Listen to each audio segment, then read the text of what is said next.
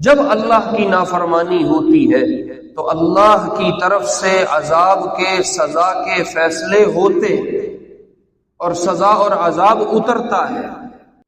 اور جب اللہ کی طرف سے عذاب اور سزا آتی ہے تو پھر وہ تعویذوں سے اور دم درودوں سے نہیں جایا کرتی، حکم پورے کرنے پڑتے ہیں، ورنہ مار سے کوئی شے نہیں بچا سکتی۔ یہ اللہ کا کلیہ ہے، اللہ کا قاعدہ ہے، اللہ کا قانون ہے۔ اب گھر میں مصیبت آئی، تکلیف آئی، پیچھے مسائل اور ہیں، پیچھے وجوہات اور ہیں، ہم بھاگتے ہیں تعویذ لے آؤ جا کے، ہم بھاگتے ہیں کوئی دم درود کراؤ جا کے، ہم بھاگتے ہیں جاؤ کوئی چادر چڑھاؤ، جاؤ کوئی چڑھاوا دے آؤ، کوئی بکرا دے آؤ، کوئی چھترا دے آؤ، کالی سری، ہم اس طرف نکل جاتے ہیں۔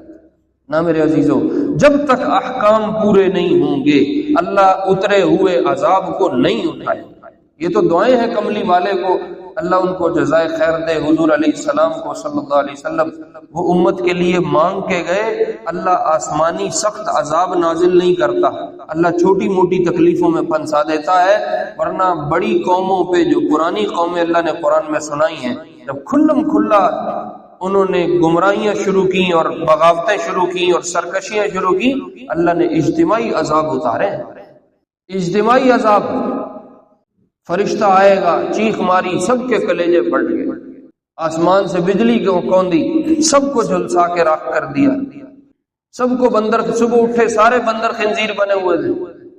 زمین پھٹی، سب کو اندر دھنسا دیا۔ یہ عذاب اللہ نے قوموں کے قرآن میں سنائے، ایک وہ کہانیاں سنائی ہیں۔